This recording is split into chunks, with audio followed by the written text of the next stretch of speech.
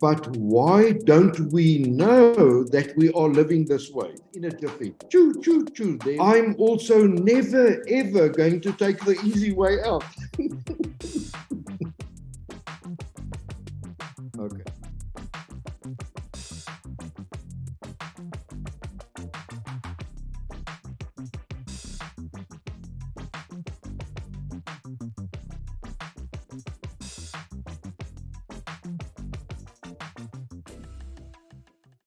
Now, what I found was that with the second choice self, and please, everybody listening here, you don't need to agree with me. This is not about you needing to agree with me, but I ask that you have your mind and your heart open. I'm not going to indoctrinate you. Please keep your mind and your heart open and at least take in what I'm conveying. There's no need for anybody to be resisting this. There's absolutely no reason for you to resist this. This is all about inner peace. There's no ulterior motive. It's all about inner peace. So what I'm saying is one of the first observations that I had is no one and no thing benefits from the second choice self behavior. And we could go into several examples, but let me just say, if I exaggerate, there are people from the second choice selves who would destroy the Amazon. If I take it a little bit smaller, at home, you would manipulate your children. You would manipulate your partner. So there is the no one and no thing benefits. But you can't see that if you don't have brutal honesty and courage to look. Now, I say in our second choice self mode, not even yourself, not even ourselves, nobody benefits. Because living your second choice self, you gave up on yourself. You are missing in your life. And therefore, it's not possible that even you would benefit. And then if I take it now, I put that purple bubble there because the inner peace recipe by default is about nature self-healing. Now, the second choice self is a beautiful dilemma. And when we get to this, see the first choice self, which we are going to talk about the next time, they elaborate how it is possible to make a step change from the second choice self to the first choice self. It is in our in the realm of possibilities to be able to make that step change. We are not stuck in the second choice self. So although we are behaving like that, I was certainly behaving like that, I could then also see, but I didn't benefit and nobody else benefits from my behavior while I'm in a second choice self. And we could probably go on to many, many examples. Does anybody want to ask a question, just a simplistic question to talk about, to make an example here?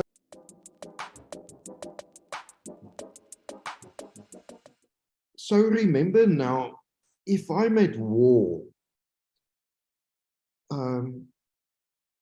I would like to use, I think, what's uppermost in many, many people's minds, if we take somebody like Hitler.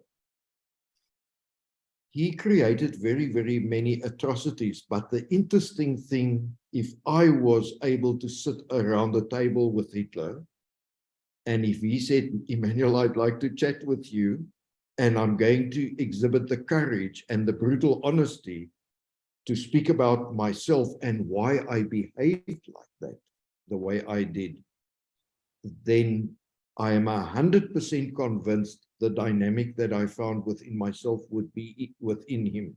Now, let me explain. He so badly wanted to prove that he was somebody, and we're going to get into on the image a little bit later on into this. So to be able to say nothing is missing, he went externally and did all the atrocities he did to feel that he got value out of it. It's as simple as that. There's nothing else. Those atrocities that he did was to get a feeling inside of him that he removes the feeling of something is missing, that he removes the feeling of yearning for a different life. He thought in that way he would get a different life. But I'd like to take it a step further. And this is hugely important, what I'm about to say now. One person could do all of what he did.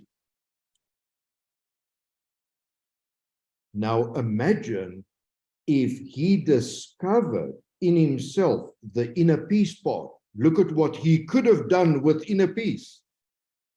So he, in the extreme, showed how much one person could do.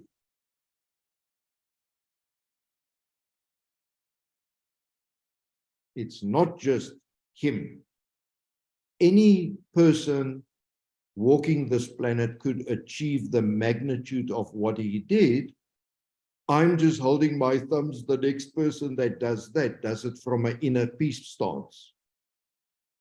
But he took to feel his different life.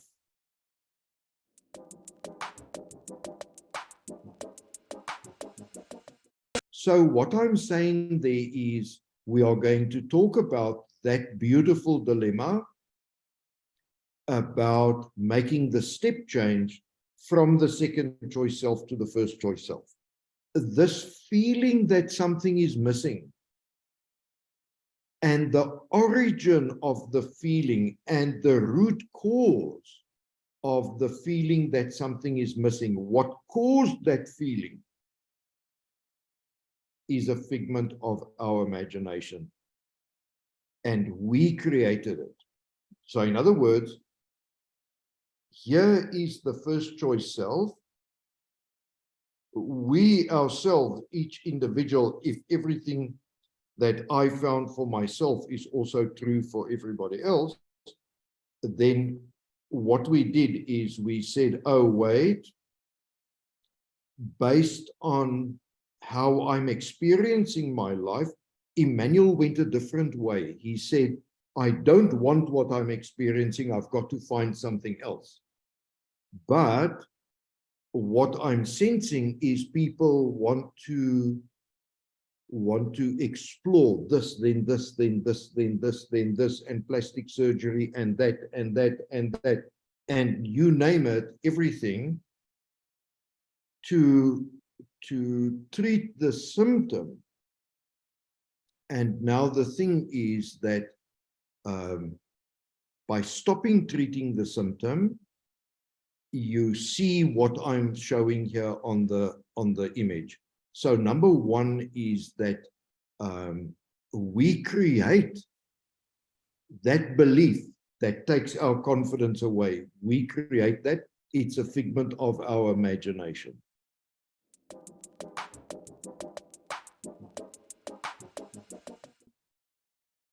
Everything we do based on the figment of our imagination is to disprove a false belief about ourselves. So we have a belief about ourselves which caused the birth of the second choice self.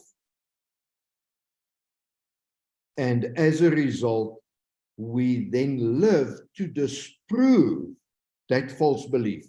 And it's not possible to disprove a false belief because it means that belief is just in our minds. It's a figment of our imagination.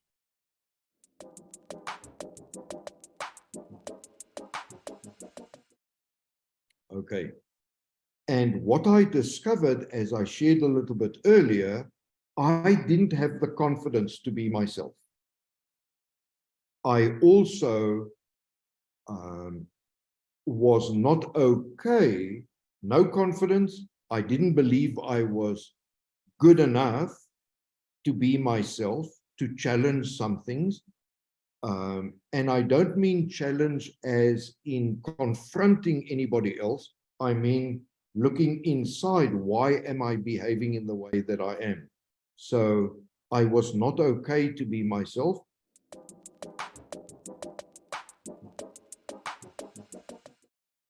And as a result, I automatically take, it cannot be any other way that while I'm disproving the false belief about myself, to get that acknowledgement, I am taking. There is no other way. By default, implicitly, I am taking.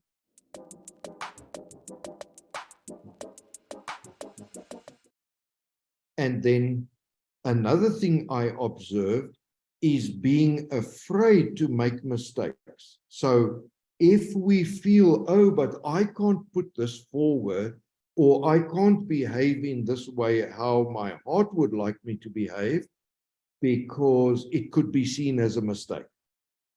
And in our upbringing, we are continuously reprimanded at all levels. Don't make mistakes. You've got to be absolutely perfect. And we are perfect, but we don't have to prove it.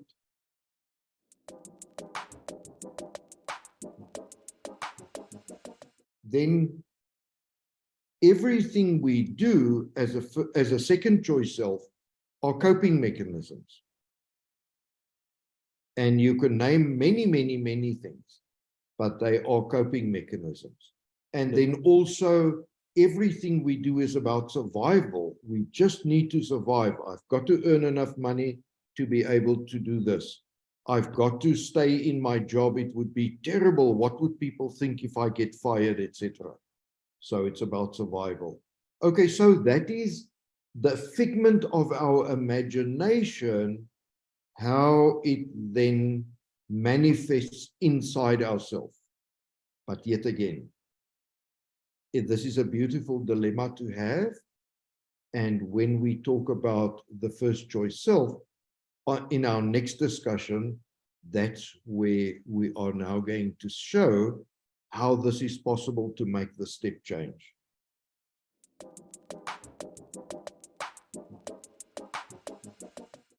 Anybody got a question? Any observations? Yes, Pierre? Based on your journey and your self-discovery, what would you say is the root cause of it all, if you can sum that up in a single sentence? And now, not only for me, but per se, I'm going to answer this with very weird words. I, in a single sentence, say that humanity needs to evolve its maturity. Should I elaborate just a little bit, or did that sentence sum it up for you? I don't think it exemplifies what I mean. Yeah, I would like some elaboration on that statement. Thank you. Okay. Pierre, we believe that where we find ourselves is how it needs to be. And remember, when I say when we start questioning things, I don't mean that I run to my mom or the school teacher or to anybody. I look at myself and I say, why am I behaving like this? So it all comes down to, I need to mature me. There is no handbook of how I need to mature myself. Now, that maturity is missing.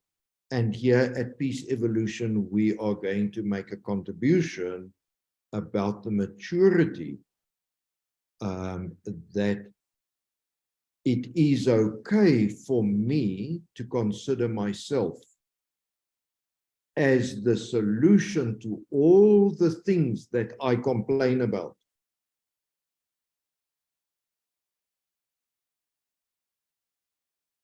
And the solution is not to go and to complain at the complaint office. The solution is to look in yourself and see, what is it that my skills and talent and temperament could bring to evolve my maturity, my inner peace, and everybody else would see this behavior as being different. Not because we want to be different, but we are not taking, we are giving.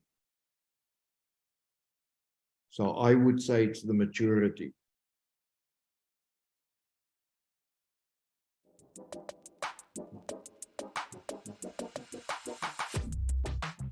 So, Manuel, would maturity also equate to being aware of our responsibility?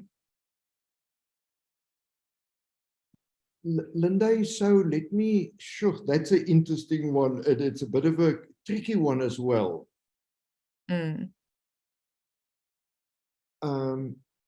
Being aware in the sense that any answer is not found anywhere other than in my heart.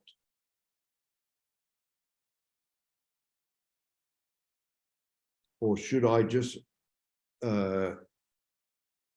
elaborate, unpack it a little bit more? Yes, please.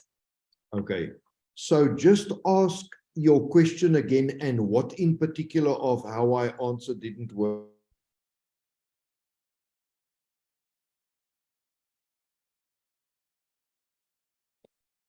So I think you answered the first part of being aware,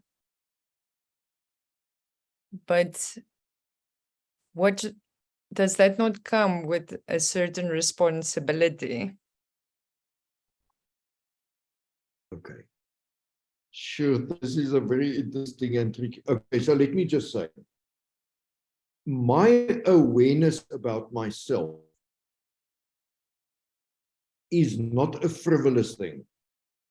It is a responsibility that I have towards myself. It is an accountability that I have towards myself. And that is about being true to myself. And automatically, as a consequence of that, I would never do anything that does not create healing. And in our peace evolution terminology, the healing in the sense of inner peace. I evolve my inner peace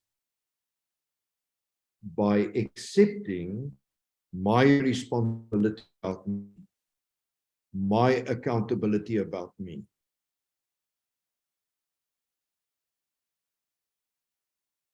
Yes. Does that make it a little bit clearer or bring more dynamics to the question? No, it does, especially in the sense of looking at it from a self-healing perspective. Yeah. Yeah, that lands for me. Yeah. Yeah.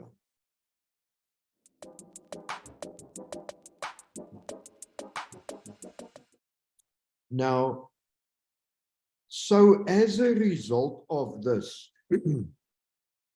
or a consequence of the second choice self, is, let us say that somebody invites me to something and I really don't want to go, but I go. And that to me means 99.999% I made the decision to go so that I was accepted by that person or people, or what would people think of me if I declined this? Okay, so that's one thing. The other thing is, maybe I was brought up in a certain way. I see it doesn't serve me, but I continue doing that. So to sum that up and to look externally, again, falling under the treating of the symptom, I am not going to be able to fill that void, because that void doesn't exist. It is a figment of my imagination. So how many ever things I do, it can never, ever, ever, it's not possible solve it. So it means while I'm playing in the space of second choice self, I'm just a product of the circumstances that roll my way, which is why we say there must be a message in here. There must be a lesson in here.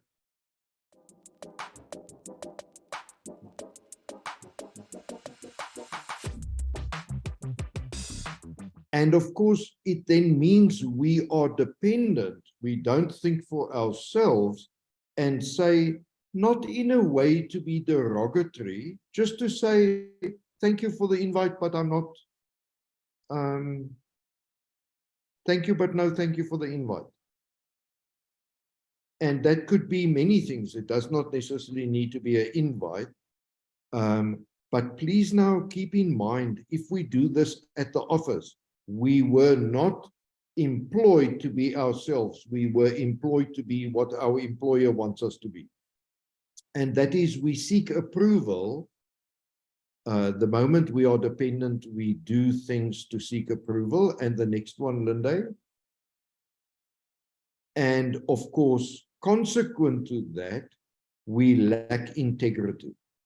We cannot be ourselves and get an invitation to something which we really don't want to do, but we go. Which means then our integrity is in question. Right, Linde? And yet again, this is a beautiful dilemma, which we see in when we discuss the second choice self.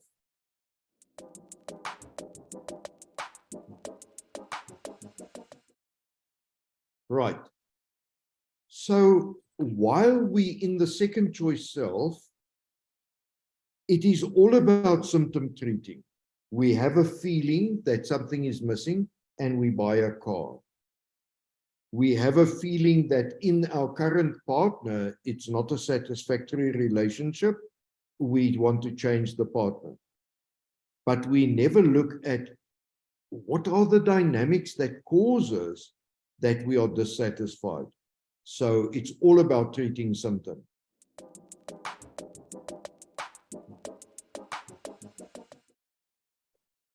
And now here it comes. That feeling that something is missing is I am missing in my life while I'm journeying the second choice self. I am missing. So it means then that I'm living as a product of my circumstances. I want approval. I don't just want to be me, because I don't believe it's okay to just be me. Which then by implication, it's very, very beautiful. I am missing in my life. And that's why that feeling is there.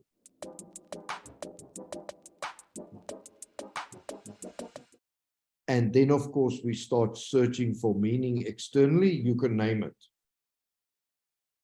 It's got to be brand name clothing. It's got to be this car. It's got to be somebody like that as a partner. I've got to have so many children. There are so many things. It's endless.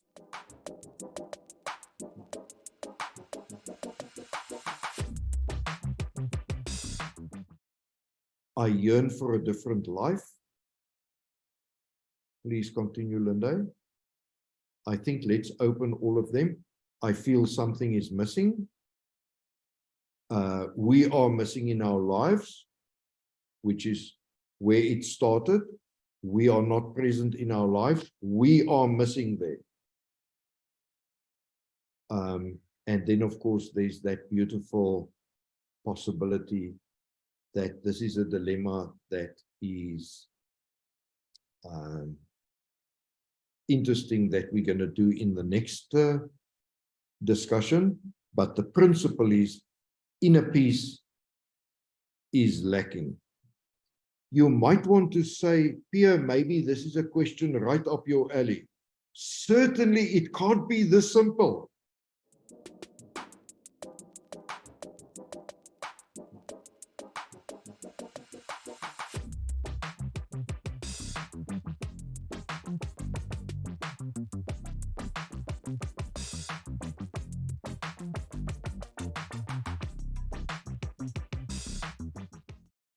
Just a general question, no need for the, so why are we unaware that we are operating on a second choice existence, and it takes that discovery of your first choice self to realize that you have been living in a second choice self existence? Pierre, so the first thing I need to state, based on your question, is now imagine that right now there are 8 billion people, and I don't know how many people came before us that are here now, but let's say another n number of billion people. And I'm saying, I would like to start the answer by saying, I reckon there's a 1% chance that the discovery that I exemplified in that very simplistic image is what it is about. Now, I think part of why I particularly discovered we have to now go back to several things. In my discovery, Pierre, I also wrote a book about my discovery. When I wrote my book, and the book's name is Life Can Be Different, Assertion, myself. So during the time, that question that you ask has several dynamics. The one is, surely somebody else must have seen it. Now, when I wrote, so my journey went, and then I stopped for a period to write about my journey. And that became a book. And that book, of course, is available to anybody who would like to read about my journey.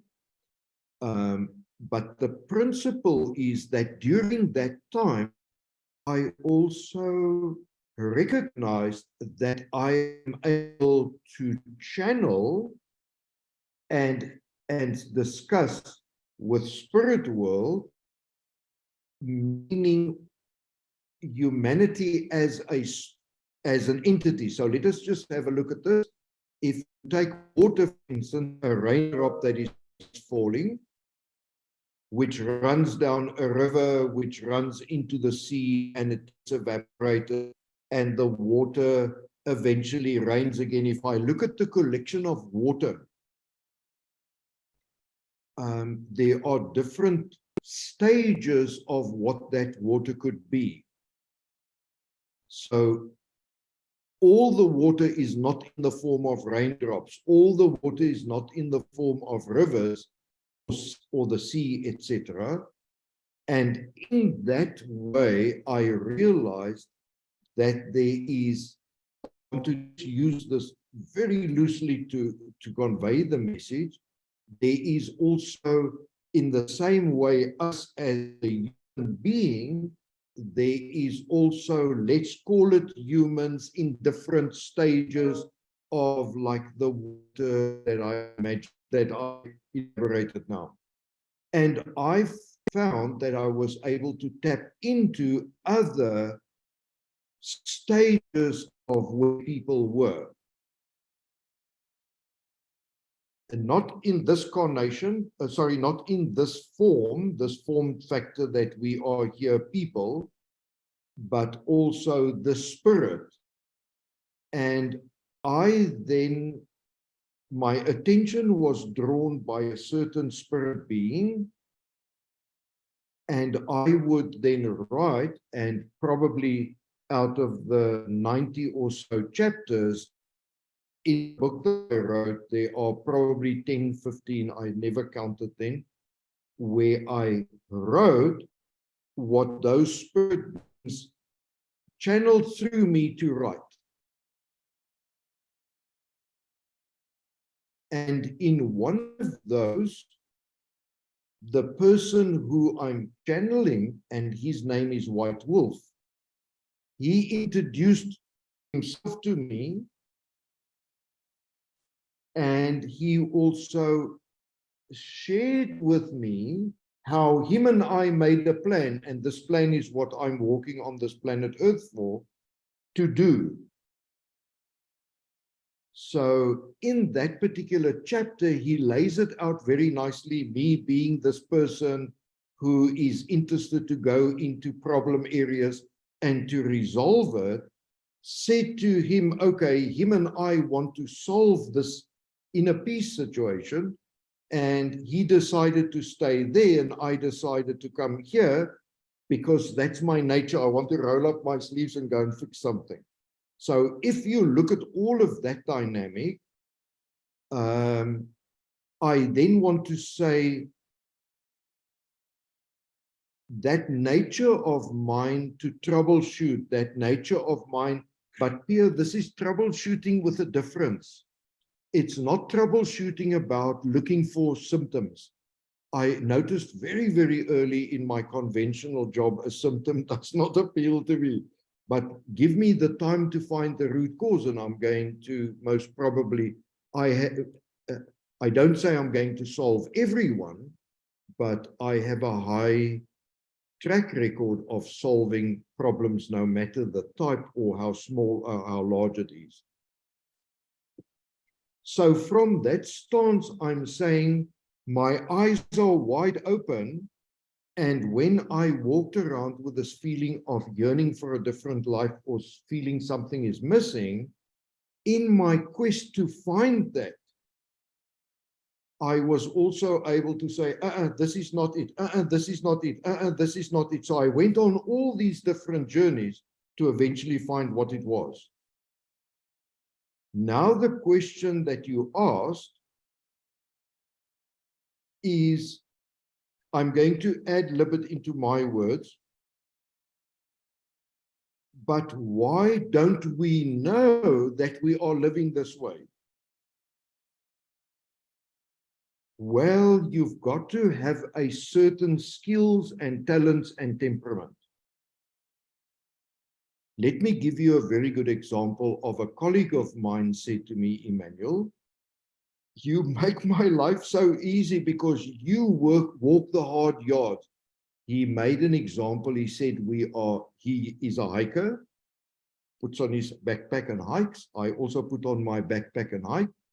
But he says, you are willing to carve out a new path to come and show all the other people all the nice things that you discovered. He's not interested in that. He's not ever going to put so much effort into it. Now, that's sort of leading towards answering your question. Okay.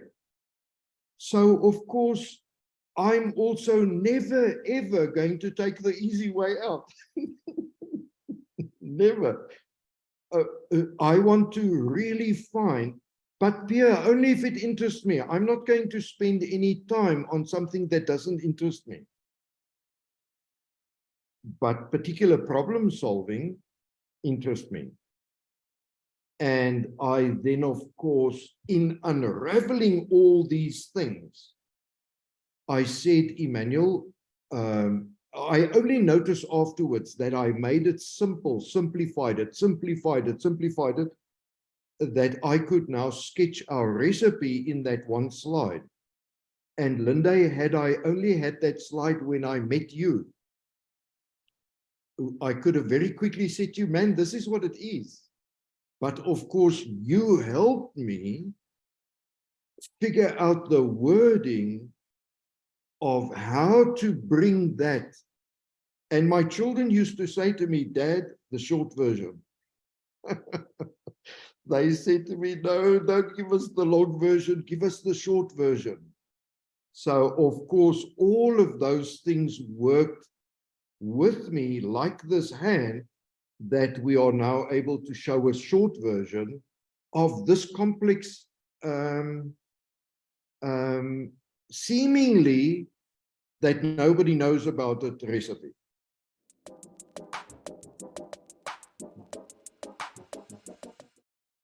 Our maturity level that we are currently sitting at as a collective on a global scale, what is the room for growth or improvement in our maturity level as it stands today? And would you say that as soon as we start maturing, that we will exponentially then grow towards our first choice self and have that self-realization within ourselves that we are living in a second choice existence and life, because we are not aware of it?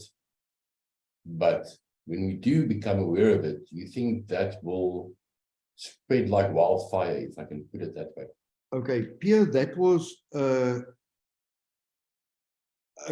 question with so many dynamics. But let us just look at the ones that stand out for me. So you asked me, how would I describe in one sentence, what is the single biggest thing holding us back? And I'm just ad-libbing. I said it is our maturity. Now, breaking through this away from the second choice self to the first choice self is not a gradual maturity. So that's the first thing I'd like to say. It's not a gradual maturity. But I would like to, from a technology point of view, bring a simplistic example. I don't know if any of you had a computer or knew about computers where when disk drives came out, they were 5 megabyte and it was the cat's whiskers, 5 megabyte. And then the engineers worked and worked and slaved and slaved and worked, and they brought out a 20 meg disk drive. They jumped all the way from 5 to 20. So that was evolution in the disk drive space. But as they broke the barrier from 5 to 20, they observed other things. And the next one was a jump quite quickly to 100 meg.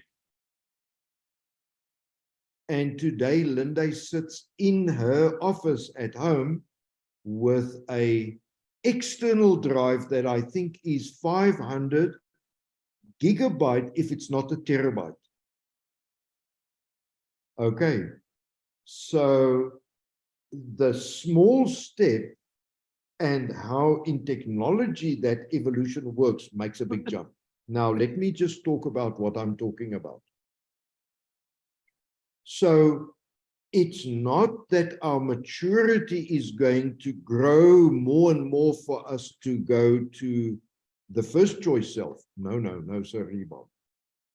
We are going to make the step change to the first choice self. And remember, today we are in competition with each other for the money motivation, but let's say we remove the money motivation. Let's say we stop everybody from lying. Let's say the police collapses. Let's say all these things collapse. Now people can say, where are jobs going to come from? No, no, no, no. There's a job for everyone. The job is already written in that person's heart. There's a job for everyone, and peace evolution is going to cause a revolution in this. That's the wrong word. That's the wrong word. It's going to disrupt what is now a perceived shortage, skill shortage, because every person has already got a job in their heart. They just have to go with it. What would we do, Pierre? Now, in the step change from the second choice to the first choice self, we are going to then see, oh, but wait, how do we solve hunger? We don't, Paul, Dick, Harry, Mary, Bridget is not going to solve it. We're going to all solve it and solve hunger. Now, how are we going to do that? I don't know, but we're going to solve it. So everybody would have food. How are we going to solve that? Everybody has a dwelling. We're just all going to club, roll up our sleeves, and dwellings would just pop up.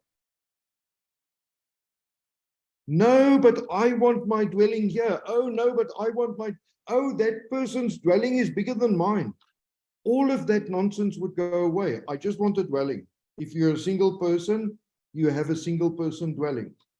If you're a family of 5, you have a 5-person dwelling.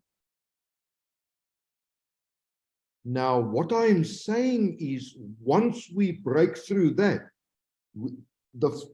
the people now listening to this have no idea where that's going to evolve into.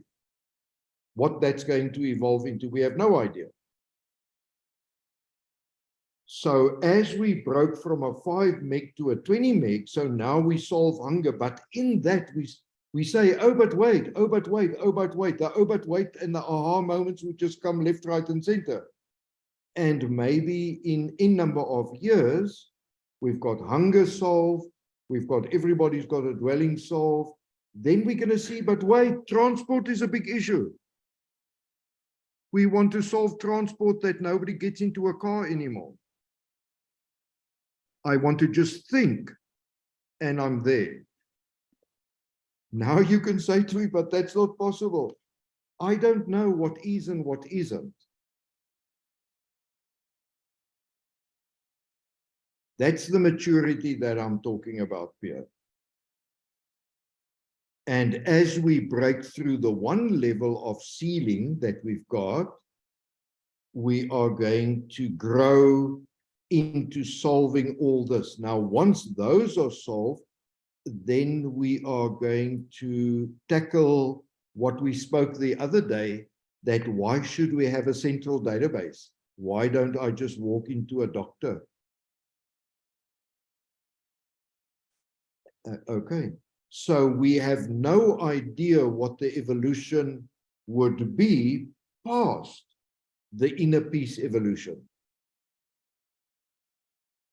What I do know, Pierre, is we're going to get bored stiff, because we're going to solve these things in a jiffy. Choo, choo, choo. There we have where I can go somewhere without getting into my car. Nobody would have to come to the stand where I'm going to build my house. Somebody would just press a couple of buttons and the house is 3D printed.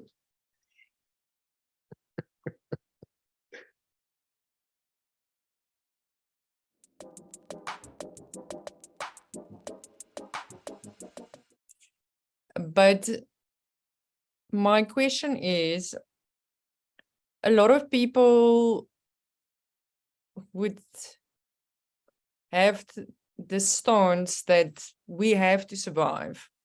So our default is survival. And some people would say, you can't get away from that. So you saying that the second choice is everything is about survival. Yeah. But you're saying actually it's not. Okay. I'm not saying it's not. I'm saying we've got to balance liking what we do and making an income to pay the bills. But the emphasis changes about having the money to have all the things to derive meaning. It's about having my meaning and bringing my meaning to what I do.